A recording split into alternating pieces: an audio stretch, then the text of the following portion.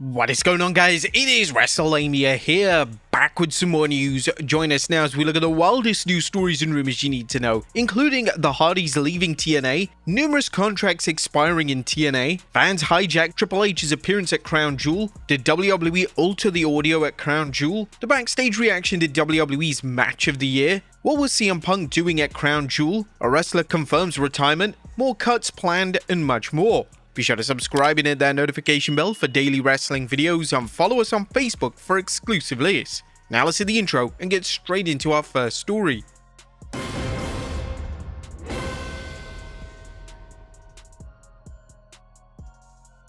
Now first story looks at the Hardys leaving TNA. The top of today's news is the question of whether Matt and Jeff Hardy could be saying goodbye to TNA wrestling. The Hardys, who've been competing since the 90s, haven't slowed down and are currently holding NXT, TNA, and House of Glory Tag Team Championships. The Hardys are even facing longtime rivals, the Dudleys, at TNA's Bound for Glory in one last match ever, a reminder of nostalgia's powerful role in wrestling, even though all four wrestlers are a combined age of about 206.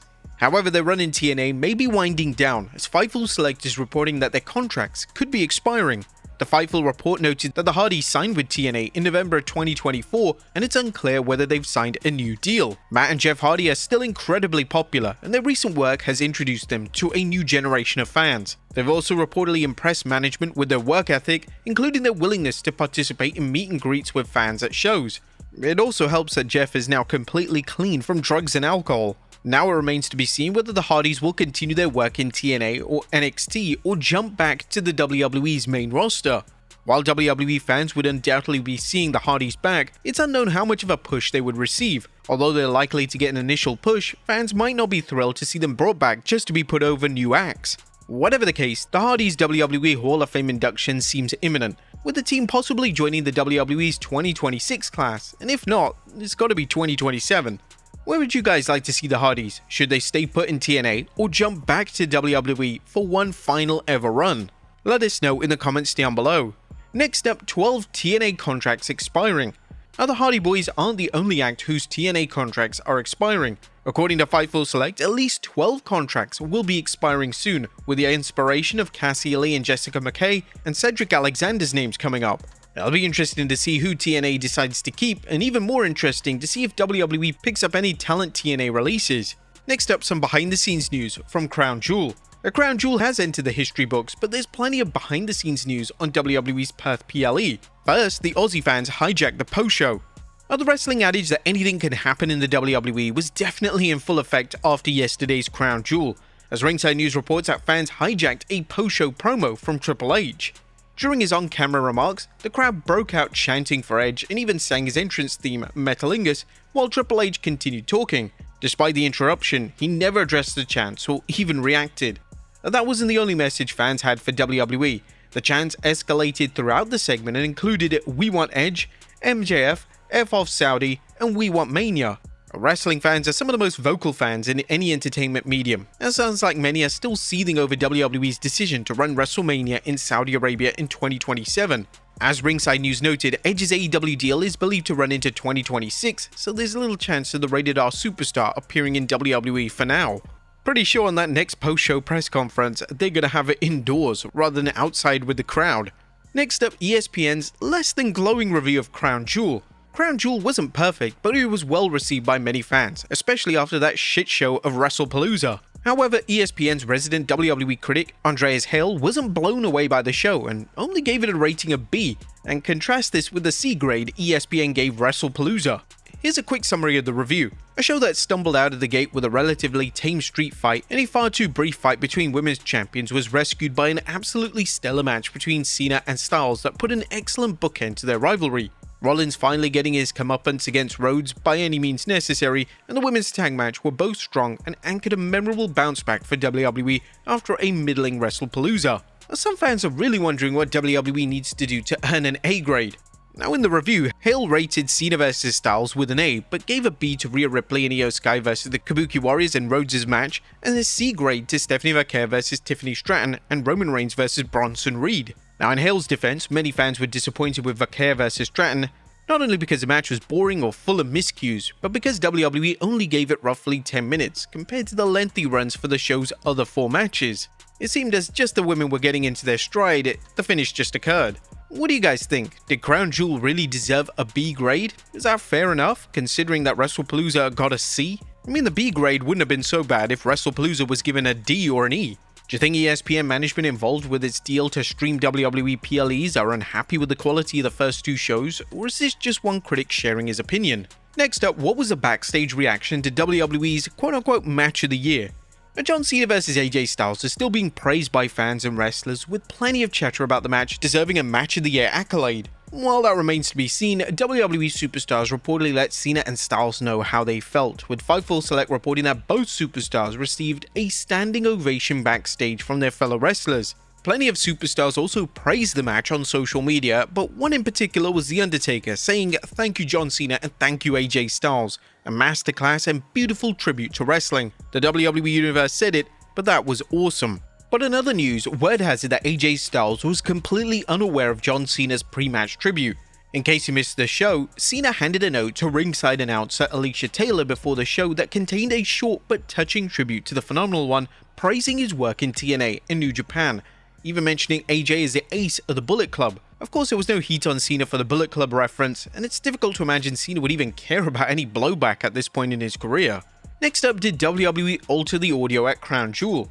The promotion ran into an embarrassing situation when the performance of the United States national anthem was greeted with a round of boos from some fans in the audience.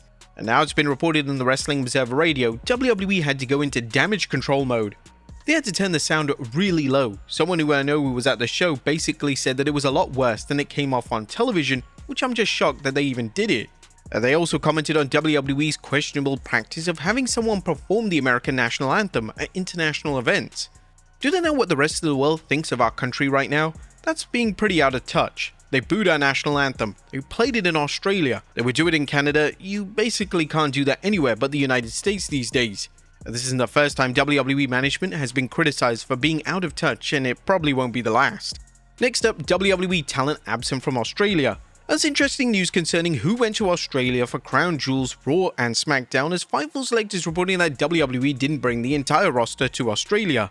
Given the current size of the roster, one would imagine cost-cutting played a major factor in leaving wrestlers with no programs at home. Next up, what was CM Punk doing at Crown Jewel? CM Punk was actually at Crown Jewel, but what was Wrestling Straight Edge superstar doing there? Ex-user Benny Please managed to actually get a photo showing Punk watching the Cena vs Styles match in the crowd. Benny Please was reportedly in attendance and wrote, "I'm really watching AJ Styles vs John Cena with CM Punk right next to me. What is this?" It's unknown if Punk was in Perth for any meet and greets or other official WWE business, but he got to see a fantastic match. Next up, Crown Jewel's main event. Now, was Cody Rhodes vs Seth Rollins the original plan for Crown Jewel's main event? Some fans were asking this, especially since Rhea Ripley was wrestling in her hometown of Perth. However, Fightful Select reports that the men's Crown Jewel Championship match was always the plan for the main event. Next up, a surprise in store for TNA Bound for Glory. The TNA's flagship pay-per-view Bound for Glory is just hours away, and it appears that the promotion has some big surprises in store for fans, including for its Call Your Shot Gauntlet match. Fightful Select is reporting that TNA sources claim that there will be additional surprises in the Call Your Shot Gauntlet at Bound for Glory. Now, it's already been announced that YouTuber Brandon Collymore, aka BDE, is going to be in the Call Your Shot Gauntlet, and this is a huge win for him. Next up, a wrestler confirms retirement. It's over. Former Knockouts champion Ash by Elegance is now confirming that a retirement is real and that fans shouldn't expect her back in the ring. Ash recently informed fans at a virtual signing that she is done, even offering to sell her retirement shirt. $30 for this top. It is worn with me and Paige Van Zandt in a photo shoot, but also this is a shirt I retired in. It's $30. My retirement t-shirt. Now, Ash fans can take some comfort though, as she's added, "Guys, thank you so much. It was an honor, a pleasure. Thanks for always tuning in and supporting me. I might not be in the ring, but I'll still be busy. TNA has opened their doors for me and allowed me to do things backstage, just not in the ring. Never say never, so maybe one day again." Now, we're wishing Ash by Elegance all the best in a new role. Next up, more cuts planned in WWE. Should fans and more importantly wrestlers expect any more WWE cuts following the ones made earlier this week? There were 12 releases, including the WWE deciding not to renew contracts or talent not agreeing on new deals of developmental wrestlers, including NXT superstars, wrestlers in Evolve, and wrestlers in the WWE ID program. The Wrestling Observer's Brian Alvarez recently informed fans that more cuts could be coming this week. Now, while some of these cuts may have been expected, one was definitely more surprising: the release of Kylie Rae. And the Wrestling Observer Meltz had pointed out that the WWE's decision to cut her while she was pregnant really raises questions. The Kylie Rae one, from an optics standpoint, of course looks terrible because she's pregnant. And you know, the thing is, it's like these contracts are very low money. I don't know the exact number, but they're very, very low. He continued on saying, because the cost is so low, I just felt like you can let her give birth. Give her a couple of months. Don't cut a woman when she's pregnant. I just think that, you know, when you're a billion-dollar company and you're paying next to nothing, it's just kind of like bad. It was bad optics that aren't worth it. Now, as Brian Alvarez mentioned in The Observer, the WWE cuts were not budget related. The reason behind them was that some wrestlers just weren't cutting it on the roster. And finally, Santos Escobar plans nixed. And last but not least, did Santos Escobar's new WWE deal nix his previous plans to appear at New York's Comic-Con? Fightful Select reports that Santos was rumored to appear at this year's entertainment extravaganza, at least until he decided to renew his WWE deal. While he may not be there, several WWE superstars are booked for the event. But there you have it, folks, the wildest news stories and rumors you need to know. Be sure to leave your comments down below, and I'll see you next time with some more wrestling content.